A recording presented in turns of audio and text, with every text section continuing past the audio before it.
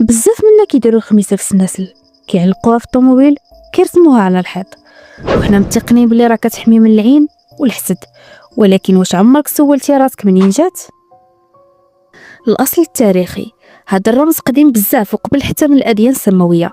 كانت معروفه عند الفينيقيين كرمز للالهه تانيت، وعند الرومان تعدد الاسماء كل واحد كيفاش سماها. كاينين اللي كيقولوا يد فاطمه، واليهود كيسميوها يد مريم او حمشه، وحتى في الديانات الاسيويه كاينه رموز كتشبه ليها.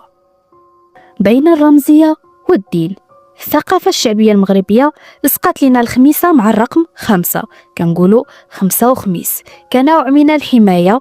ولكن من الناحية الدينية بزاف العلماء كيعتبروها تميمة وما عندها حتى علاقة بالإسلام، لأن الحماية الحقيقية كتكون بالذكر والقرآن ماشي بقطعة ديال المعدن.